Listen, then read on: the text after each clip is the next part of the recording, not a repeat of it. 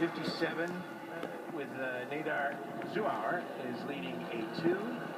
Thank you, Paul. And Ricky Coomer is leading A3T in the number 47 car. So those are, a look at some of your class leaders. With 3 hours and 25 minutes now elapsed of the race.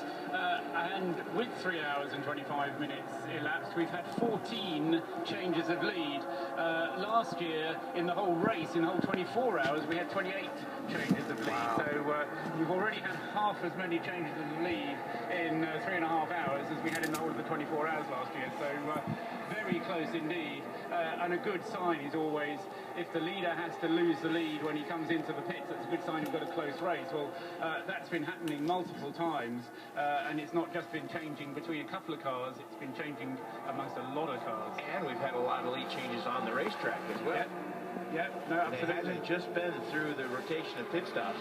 There's been some good dicing on the racetrack. Well, we've had Jimmy Bruni and you know, battling with the Mercedes-Benz for quite some time, and they swapped back and forth a couple of times. It might have only been a couple of times on the start-finish line, but they were side by side for at the same half a lap at one stage.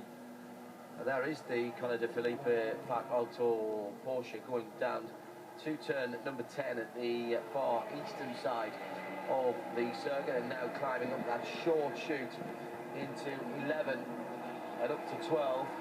This is a kind of a bit of a coming out party for Conor de Phillippi on the international stage. The young American has had a great weekend so far. Yeah. He's been, he hasn't put a foot wrong so far, and has represented himself. He's been one of the quickest guys in the car, and one of the quickest guys in the field, and he's doing a great job. Much like Maxime Martin made a big splash last year at the Nürburgring.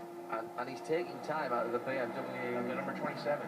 The Z4, the 27 car, which has got Daniela Schmidt at the wheel of that car. Why do I know Daniela Schmidt's name? Somebody tell me.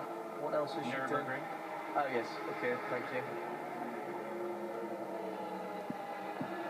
And the Swiss entered Porsche then. Swiss? Yes, for my mother-in-law, who almost certainly isn't listening at home. Goes down the inside. Hop, hop, hop, hop, into turn number 1, and our leader of the race continues, and all of a sudden, as we look outside, haven't been able to see the coast for quite some time, by the way.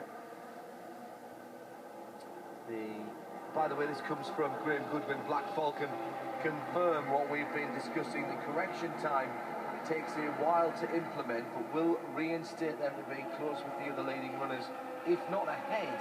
The only car they weren't sure of is the number 4 Porsche. They don't think that one has an adjustment to come, although, Paul, you think it might have. Yeah, it definitely has an adjustment, and I'll absolutely concur with Graham on that one, is that we do have a very close motor race. Certainly, you can't say, well, you can never rule out a Black Falcon Mercedes this early in a 24-hour race anyway. But it still has a substantial advantage, John. It will be officially dark in 15 minutes from now. The lights on board will go on, but most of the guys, in fairness, have got the lights on already. Nick Damon has been prepped. It's taken quite some time, in fairness, and is about to be rolled out to the TV audience. We'll rejoin you with Sound and Vision together on our syndicated TV partners, and it's streaming on www.24hseries.com.